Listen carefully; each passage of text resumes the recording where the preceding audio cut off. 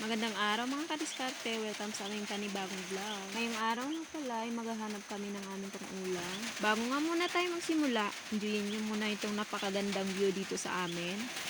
Isipin mo, kapag dito ka nakatayo, feeling mo na sa'yo na ang lahat.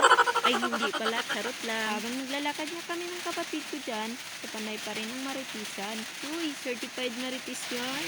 Ay nga pala, napakadaming palang abandoned house dito sa amin mga kadiskarte. Gawa nang ang may-ari po nito ay lumipat ng ibang tirahan. Sayang nga ka ako dahil hindi biro ang magpagawa ng tirahan sa mga panahon ngayon. Lalo na't ang mahal ng mga materyales. At ayan na nga, dumiretso na nga sana kami doon sa aming pupuntahan. Kaya lang, napatigil nga kami at nag-selfie pa dahil sa napakaganda talaga ng view. Biruin mo, kapag dito ka nakatira, parang wala kang iniintinding problema. Unlimited aircon pa for day and night. Malayo talaga sa mundo ng mga marites.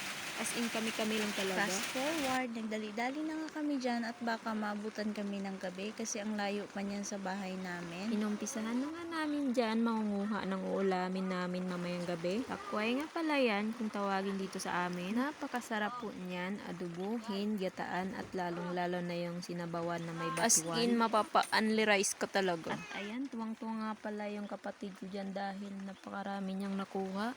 Habang abala nga kami dyan sa paghahanap, ay ayaw naman magpatalo ng aso namin. Bay, tinuruan pa ba naman yung kapatid ko kung saan ba yung iba? Sa sobrang takot ko nga dyan, sinabihan ko ang kapatid ko na siya na ang pumunta dyan sa likuran ko at baka may ahas na naman dyan.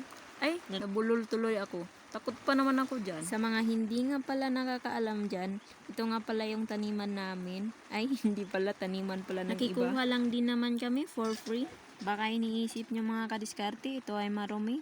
Ito po ay napakalinis, walang hayop, ibon lang meron. After 365 days, ay wala pa rin pinagbago. Ikaw pa rin hanggang dulo. Lumipat na nga kami dyan ng ibang planeta. Nainitan na kasi kami dyan sa Earth. Parang gusto ko na lang sumakay sa likod nila Stickman, papunta kay Batman. Napakasarap talaga manguha kapag hindi ikaw yung nagtanim. Kasi hindi naman to itinanim, kusa lang naman tong tumubo. Parang hulog ng langit at biyaya ng lupa. Tingnan nyo ang kapatid ko na walang kaarte-arte at walang pakialam sa mundo ng mga utang. Walang pinapatawad. Dara na tanang pati sukor. Sa paraiso ng mga dagmay, sa espiritu ng mga katur, sa dagta ng abarong, sa abaw kakatur nga kanamit-namit karoton pero katam isun.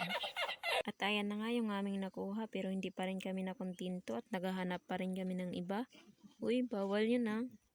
Hanggang dito na lang mga kadiskarte. Please like, share, and follow for more. Bye!